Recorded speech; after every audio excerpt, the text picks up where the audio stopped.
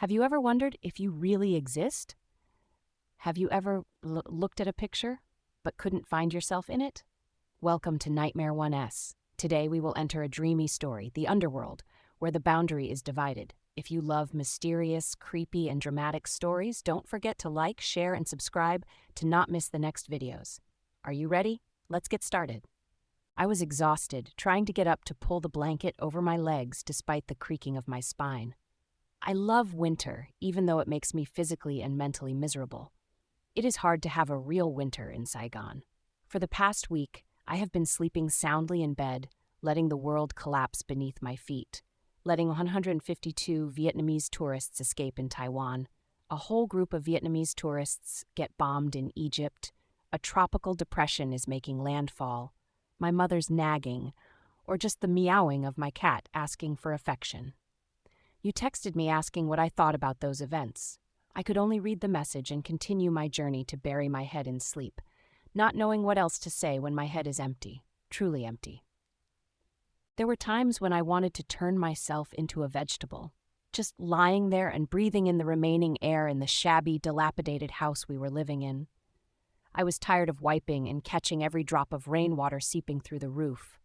Tired of the tragedy of water rushing into the house, sitting like frogs on lotus leaves, waiting for a peaceful sleep. I was struggling, not knowing how to tear apart my current life, to move on to a new, better page. I tried my best to earn money from things I wasn't very interested in. If I didn't do it, if I didn't like it, I would starve. But if I jumped in, would life be better? I was helpless and useless. I just wanted to lie there, digest myself, eat myself up, and die with every breath. The message rang, and once again, he pulled me out of the sticky, dark emotions that surrounded me. If I didn't look at my phone, I wouldn't have known if the sun had risen yet, because my room was surrounded by stained walls. The recent flood had caused the lime to fall off in white flakes like duck eggshells. The water receded, leaving me with a pile of books that smelled musty. The room had no windows, no light, no life. I just wandered around like Nam Cao's famine corpses, indifferently watching the clock hands move slowly and heavily.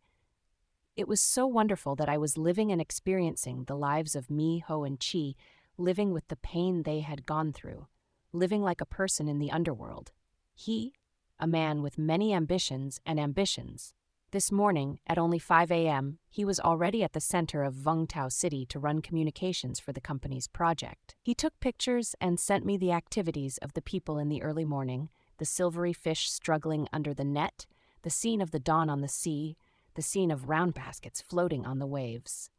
I miss him 10 parts. I envy him 8 parts because of the energy he has while right now, around me, there is only darkness. Once again, he sent me a bit of life for the new day. I jumped up, did my personal hygiene, and quickly put on a thin shirt. I wanted to struggle hard, tearing apart the terrible things that had been embracing my body for the past few days. The way I chose was to run to a familiar cafe, find a seat by the window, and quietly watch the hustle and bustle of life. I ran away from my ego, ran away from my own home to look back at myself. Ordering myself a cup of hot chrysanthemum tea, I began to drift off into dreams by the romantic window and the love song of my familiar shop. Saigon is so strange this year. It rains in winter. Looking at the raindrops falling on the leaves, I thought summer had come. Thousands of memories rushed into my head, struggling to the point of suffocation. Outside the window are the lush green leaves of the golden scorpion plant, a plant that people often compare to the king of flowers because of its regal yellow color. They are so proud, yet back then how could we children have the heart to pick the flowers, smash them, and prepare horrible dishes for ants and insects? What I remember most when talking about golden scorpions are the small butterflies. It was not until later, when I grew up, thanks to Google, that I learned that they are called cabbage butterflies. They are a small butterfly covered in a light white-green color like young leaves. Without any patterns or bright colors to decorate their wings, they are simple, innocent, and strangely fragile.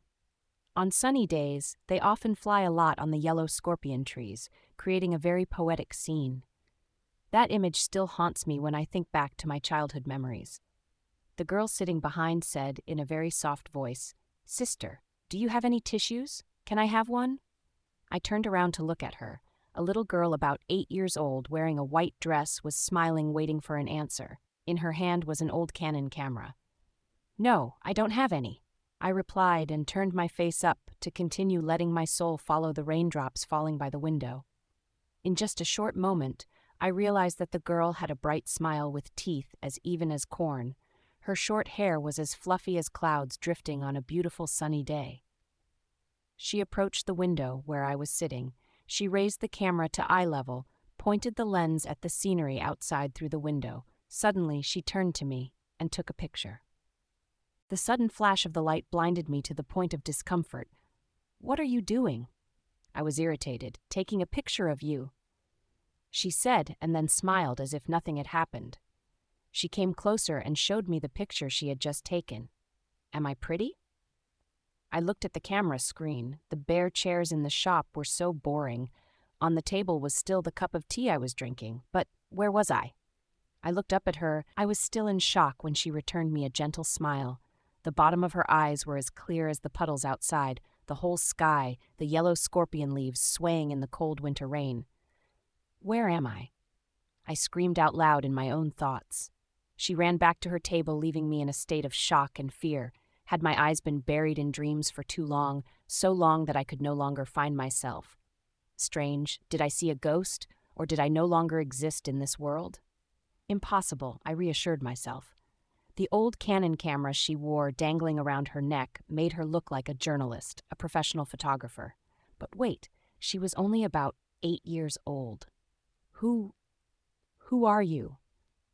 I turned around to look for an answer, but couldn't find her anymore. Where she was sitting, I only saw a cabbage butterfly spreading its pure wings and flying out the window while the rain had not yet stopped. Where am I in that photo? Where am I in this deserted cafe, in this life? And who are you? Are you that pure butterfly residing in the vast sky? The melodious music in the cafe was suddenly replaced by the sound of prayers that sounded sad, endlessly sad.